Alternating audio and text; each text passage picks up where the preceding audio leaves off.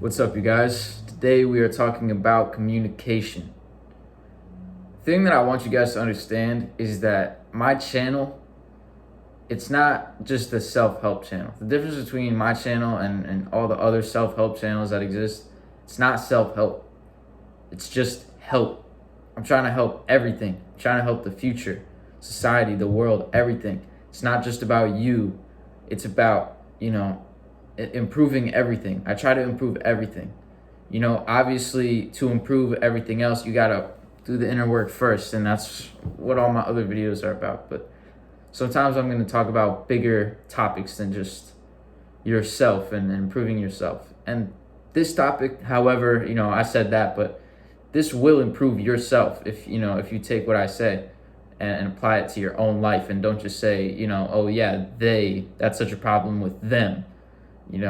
You're probably not divorced from this issue as much as you might think you are. All right, cognitive dissonance. So, communication. So what am I talking about? All right, title of this video, healthy, judgment-free communication is the way forward. Okay, listen. I've been meditating on this video for quite a while, probably the longest that I've ever done so, just because I wanted to make sure that I had thought of everything that there was to think about. And I have a bunch of notes over here, a whole page of notes over here that I want to touch on this topic. Okay, so communication. Obviously, we know communication is, it's experiencing each other's perspectives and sharing perspectives and sharing things with others, listening and talking and speaking and, and communicating and being a part of a community with each other. All right. Communication, if you've ever communicated with somebody that had a very different perspective with you, you leave that conversation a more seasoned person. Even if you didn't go through those experiences on your own, just by you experiencing that other person's experiences through story, you kind of in a level understand what they went through, and that has effects on you, and that might change the way that you think about things. All right. Communication is how we learn. Communication is how we learn about each other. It's how we connect with each other. It's how we realize that, okay, this person is a human and I'm a human, and we're very similar when we communicate. We realize stuff like that. The problem is that there's only communication, or there's the vast majority of communication. The problem is that the vast majority of communication is happening only between people that think the same. All right? The more divided people are, or the more different people are, I should say, the less the chances are that they're going to communicate together. And this is a big problem, because this is something that, is going to keep everyone ignorant. The most different people are the ones that need to communicate the most. All right? The extremely bigoted racists are the ones that need to have an open, judgment-free, healthy communication conversation with the most liberal, democratic, whatever you want to call it, thinking people. The most opposite people, the most liberal, loving, open people are the ones that need to have the conversations with the extremely bigoted racists. Because at the end of the day, we're not as different as we think we are. If that extremely liberal person had a conversation with that extremely conservative or racist person, then they would come to realize that, they're both human. Maybe they both have kids. Maybe they both have parents. And, they want they all want similar things. They want love. They want whatever humans generally want. It's not like they're two different species. We're all humans. We're all 99.9% same percent DNA. A lot of us think very, very similarly, even if it has different labels.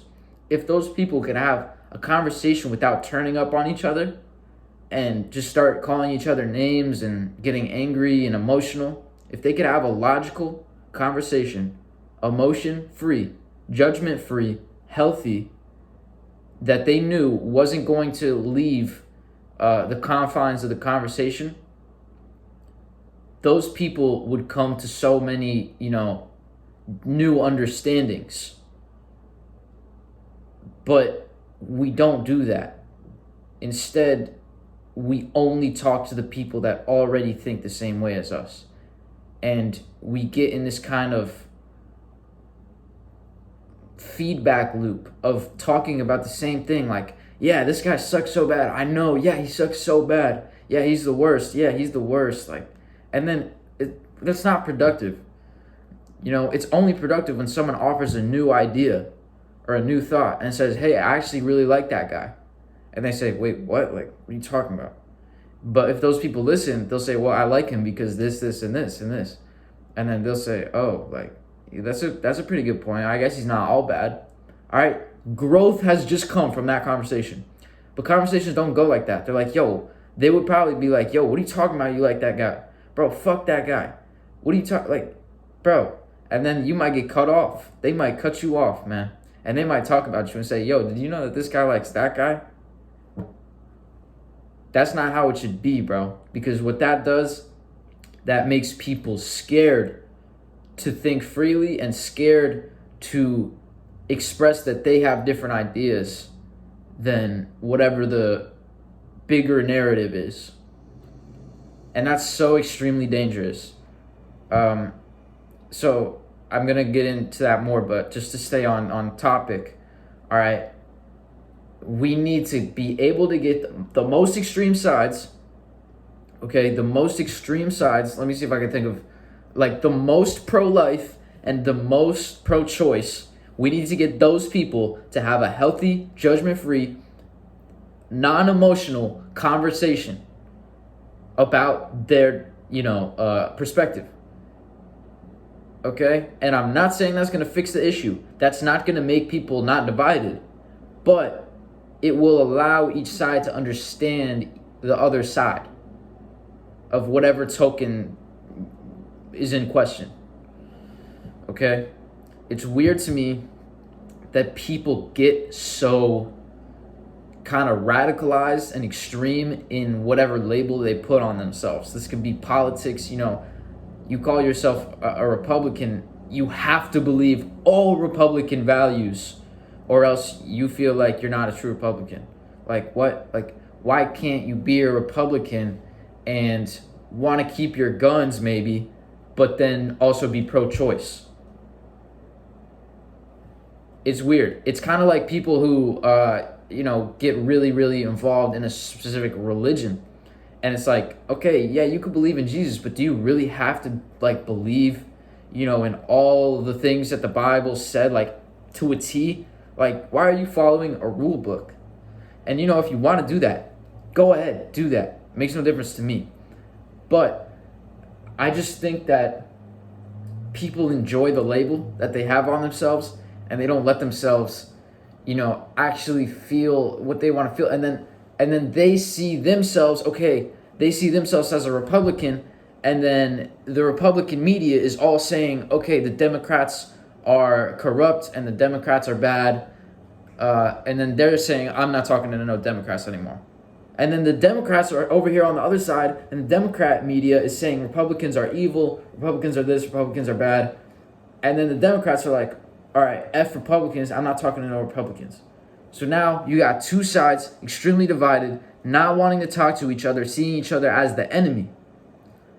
Listen, there's 330 million Americans living in America. 330 million people living in America, in this, country. If we all put our heads together, what problem could we not solve? What problem could not be solved? 330 million people. But instead, people get into their little niche. They say, okay, I'm this, and I wear that on my heart. and then, and F everybody who's not on my side, and F all the ops, and it's just, it's not healthy. It's not gonna actually evolve anything. Okay, maybe it makes you feel like you're doing something honorable, but you're actually not. You're doing something selfish. You are putting up a wall of ego that is preventing you from shaking the hand of the person on the other side and saying, okay, I'm willing to hear out what you have to say. And that's leading you to not be able to think as freely. And that's the biggest, oppression that could happen. Like, as far as, today goes, like, that's, I mean, not the biggest, but that's like the main oppression that exists right now. Everything else has been, made illegal. All of the very obvious ways of oppression have mostly been cut out and made illegal. At least we're talking about in America. All right. Now they got us in here mentally. And they do so by dividing us and by making us think that we're extremely, extremely different. We're not. I know people that are on both sides. That's why, like, you'll have like a Southern person that's like a liberal, but they come from a Republican family or something like that, or a conservative family, and they love their family, but they also love the people in the city that they're in, that are liberal. It's because both of those things are people. Like, they love their mom. Their mom is a great, you know what I'm saying? Like, sometimes it's not just you are a conservative and that's everything that you are. But it's not even about, I'm not just talking about politics. So don't get that confused, because that could also be Christian. You're just a Christian. You just feel like this. Or, you're just a conservative, or you're just a liberal, or I'm trying to think of some other labels off the top of the head. But I don't know. But you know what I mean. Like, or you're just like a punk, or you're just an environmentalist. Like, you feel all this way about everything. You're vegan. There's all these labels, all right? We're all people. We all feel very similar ways. We all want love. We all want money. We all want all these different emotions. Look up Maslow's hierarchy of needs. That's what everyone wants, all right? They just don't really, not everyone has the perfect way of expressing that or truly understands. And they feel accepted by their group. And that's why a lot of people stay in that. So, okay, let me look at my notes real quick.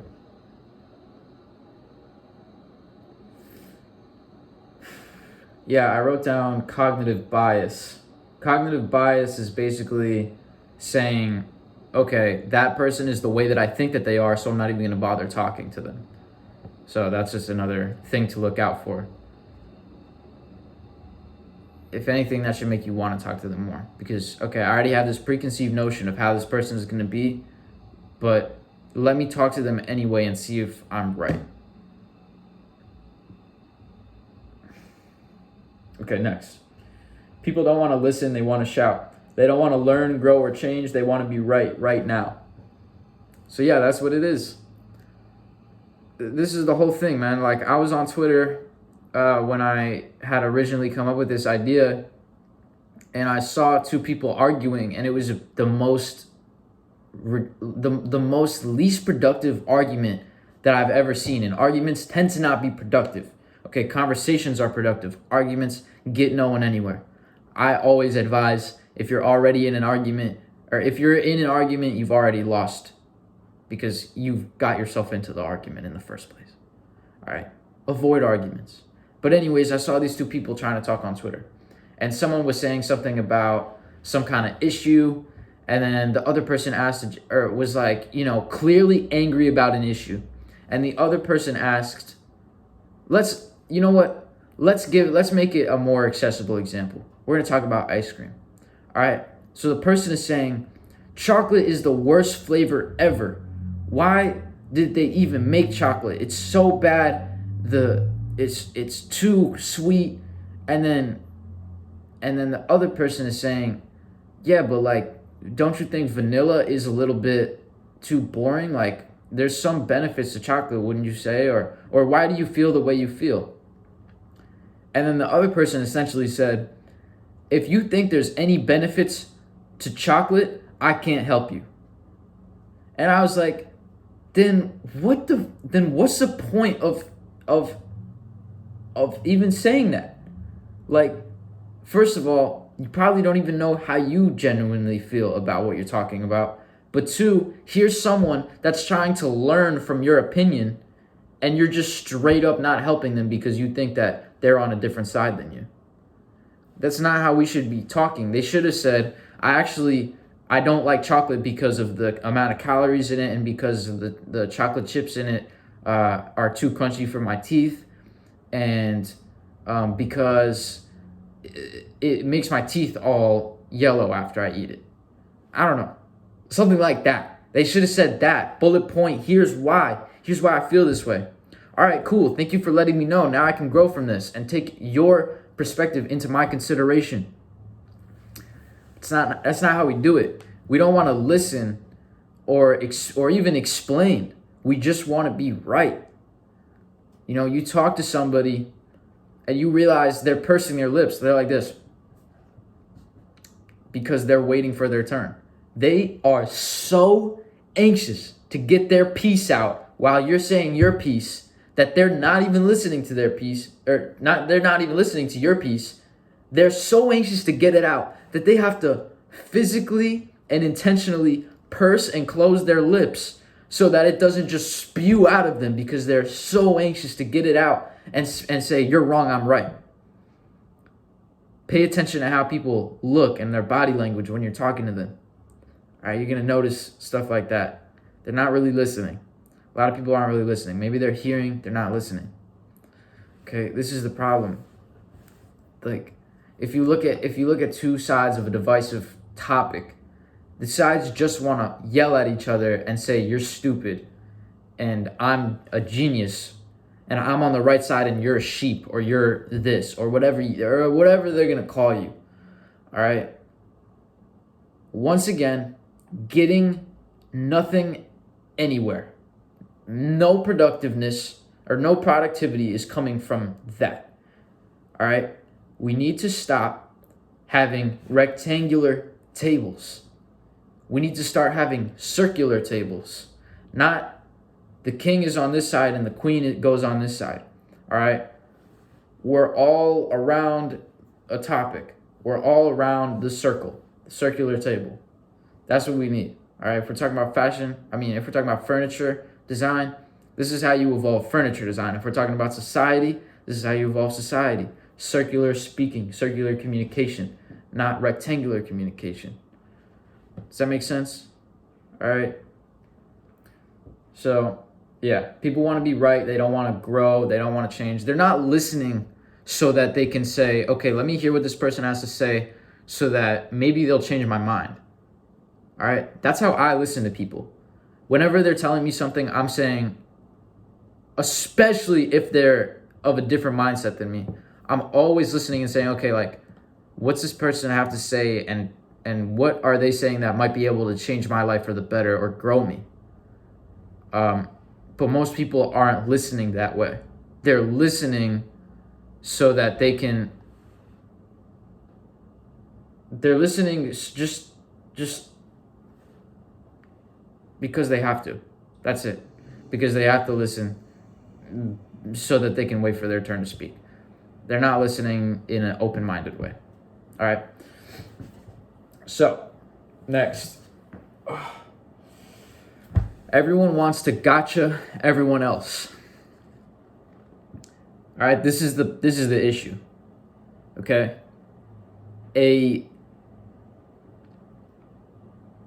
Let's take, for example,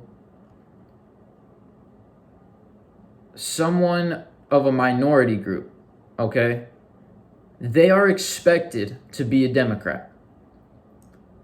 If this person of a minority group decides to be a Republican, they will be ostracized and judged for their opinion. Okay? Now, on a surface level, This is dangerous because, and then now we're talking about politics. If you are of a minority group that always votes a certain way, your vote is no longer for sale. Because no matter what anyone does on either side, you're gonna vote Democrat. This means Democrats don't even have to work for your vote. Democrats don't have to work for your vote, and Republicans don't have to work for your vote because they know no matter how hard they work, they're not gonna get it. So that's the problem with, the idea that certain minority groups have to vote or think a certain way. All right, that's the surface level political problem. Now, the deeper society community problem is that if you are of a minority group and you're trying to really think about,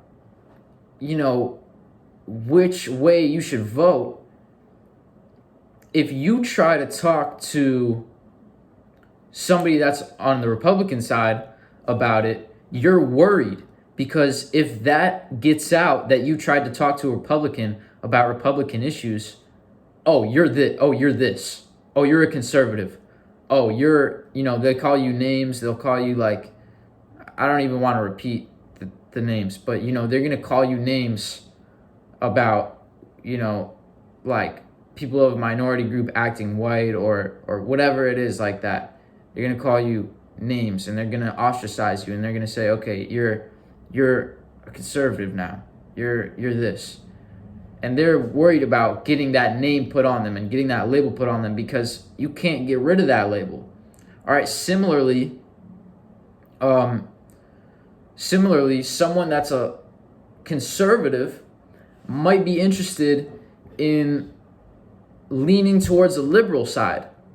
And so they might want to talk to a Democrat about it or a liberal about it. But they're worried because they think that the liberal is just going to say, oh, you're racist, I'm not going to talk to you. And yeah, that'll probably actually be the case. Like when I'm saying that, it'll probably be the case that that's what happens. They're just going to say, nah, you're racist, I'm not even talking to you. So how does that person grow? But also,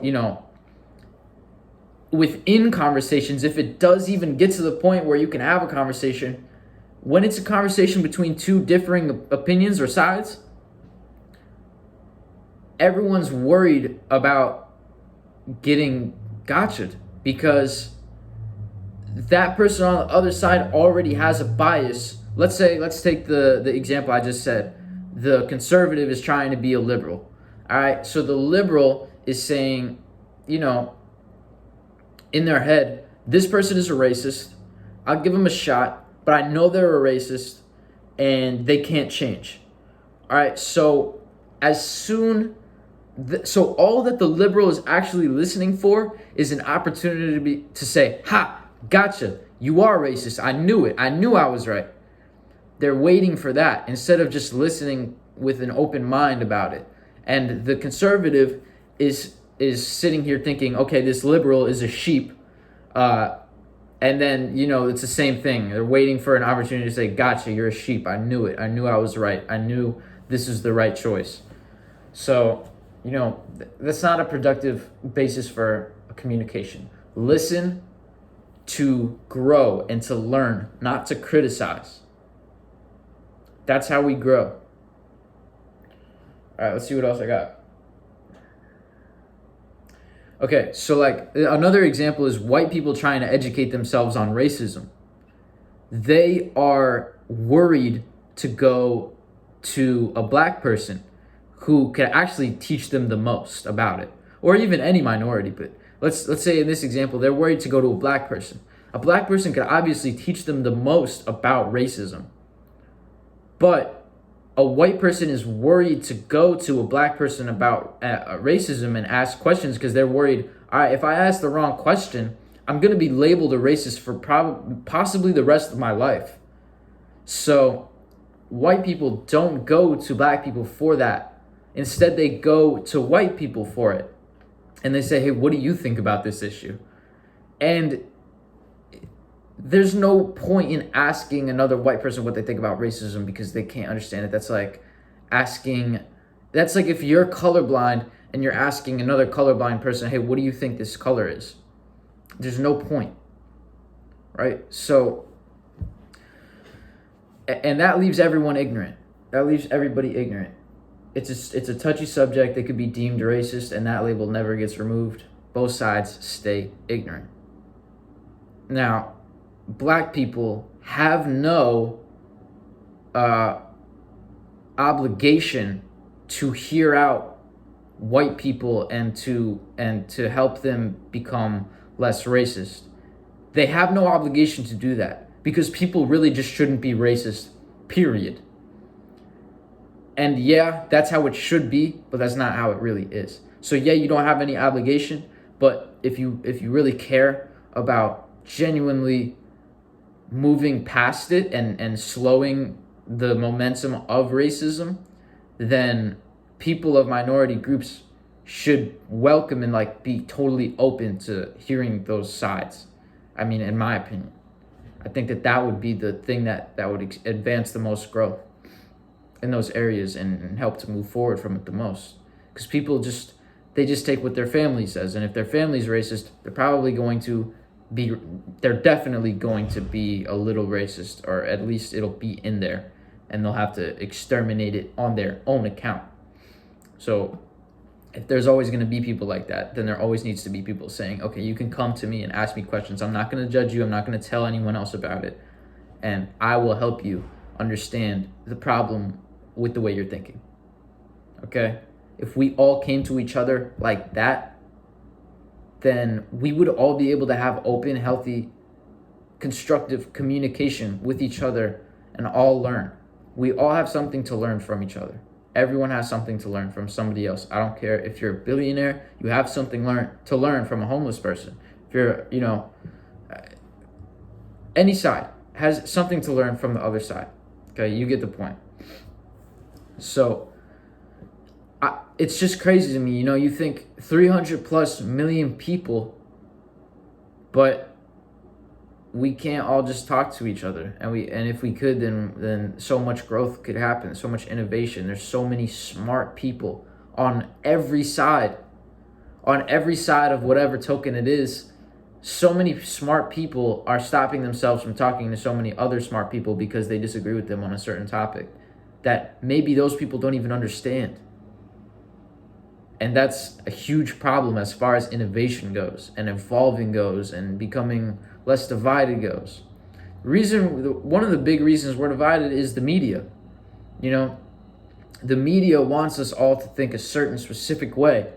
And, if we deviate from that, the media, kind of crucifies those type of people and makes like an example out of them and mocks them and all this stuff. So it makes people feel a certain way due to fear and not because they actually believe that thing. And that's extremely dangerous. And that's, one of the reasons we're divided. But now I'm talking about one of the ways that we can undo that. All right, let's see what else I got. Listen to understand, not to critique. I already touched on that. We have all the solutions, but our backs are turned. So that's what I was just saying. We have all the solutions. If we all were able to communicate with each other, cancer is cured. Right? Racism is over. Hunger is ended. Homelessness is ended. All the problems are gone. If we could all, forget 300 million. What if 8 billion people could all talk to each other in a very open, non-hostile, non-emotional, logical, constructive, healthy way, without judgment and without having to share that to everybody else and saying, hey, we talked about this. If we could all talk like that to every single person on earth, problems are gone. Goodbye, problems.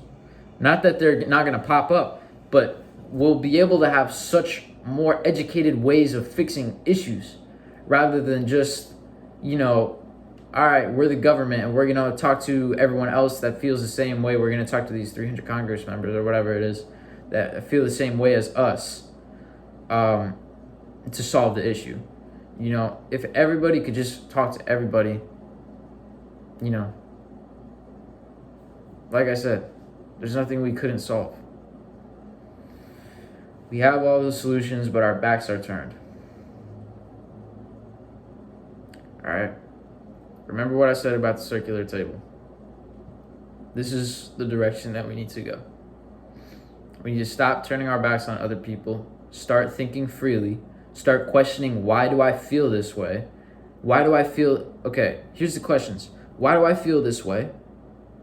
Why do I feel this way about people who feel differently on this subject? And is it true that how I feel about the people that are on the other side is true for all of those people? All right, what I want you guys to do is start having or trying to facilitate communication between people that think extremely different than you. Okay, and that doesn't mean people that are hostile to you. That's not what I mean. Because once again, no productive outcome will come of talking to someone that's already hostile to you. But start by talking to people that are friendly to you, but you can tell are very, very different people and think very differently than you. Maybe they're on a different political party. Maybe they have a different stance on something, you know, something like that. Because we're just not as different as we think we are. You know, it was really interesting to me to hear Kanye talking about the abortion thing, because initially you would think that pro-life and Black Lives Matter organizations are on two ends of the spectrum. Obviously, pro-life is a generally Republican thing, and Black Lives Matter is a generally Democratic, liberal thing. But Kanye was linking it and connecting the dots between those two, because he was saying that, you know, 1,000 black babies or black lives, you know, are killed each day by abortion. And my only point in saying that is to say that that is something that the Black Lives Matter movement is against, that the pro-life people are against. Death of, black lives. That's like the meme where they're like connecting the hands. So this is like Black Lives Matter and this is pro-life. And then it's like, well, that's kind of dark. But you know what I'm saying? Like, before that, I thought they were so opposite. And then I realized, they're kind of like on the same page as far as that one particular topic or area goes. So, you know, all I'm trying to say is think a little deeper. Are we all really that divided on what, you know, we think? On what we think about certain issues? Guns is another topic like that. Like if some people are so pro-gun, so anti-gun. But usually they kind of have the same ideas. Like they think that you should be able to have like a gun in your house for self-defense. You should probably have to get some kind of background check. You know, just have a communication, have a conversation with these people and see what they think. It's probably not that different. The media makes you think that it's the complete opposite end of the spectrum. It's not. Talk to people. See what they really believe. Maybe even challenge their belief. If they say something that sounds like they're just regurgitating what the media is telling them, say, wait, do you really feel that way? Why?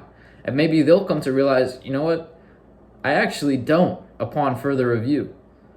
There's only so much that you guys can really do about this topic. I understand that. And, you know, I like to create actionable videos that you can watch and say, okay, now I'm going to go and do this. The only action you can really take for this is to be open to that happening. If someone wants to come to you, be able to have a healthy, judgment-free, fully listening conversation with them where you're not going to repeat what happened in the conversation. All right? The only person you could repeat it to is another person that's like this, that's not going to repeat it. So that people don't feel like, okay, if I say something wrong, it's going to get out to the whole world and I'll be canceled. Okay? People are scared to talk to people on the other side. It's making us more divided. We're getting more and more divided. We're getting more put into our own little armies. And, you know, it's moving in a bad direction. And that's just the case. So all you could do is be willing to have those open conversations and, you know, and realize that that's a step forward. So, yeah, I'm not exactly sure how to solve this issue on a bigger scale. You know, maybe if everyone in the world saw this video, or everyone in America saw this video, and everyone decided to take that action and say, okay, I am going to become open to it, now would solve it. But, you know, 330 million views, I don't know if I'll get that. But I don't know. But leave in the comments what you think can be done to maybe not solve, but at least step in the direction of solving or improve this issue. Because I don't really have the answer. I just know that there's a problem. I've sensed it and I've been sitting with it and thinking about it for a while. I wanted to share it. So yeah, that's pretty much it. Hopefully this helped you in a way or expanded your idea of an issue or a topic. That's all I ever want to do with you guys. And yeah, I have more videos coming soon. And yeah, share this with as many people as possible. I think this is a really good one to share, if anyone. So yeah, thank you. Love you guys. I got more stuff coming soon. Subscribe, comment for the algorithm, like, all that stuff. I'm gonna catch you guys in the next video. Peace.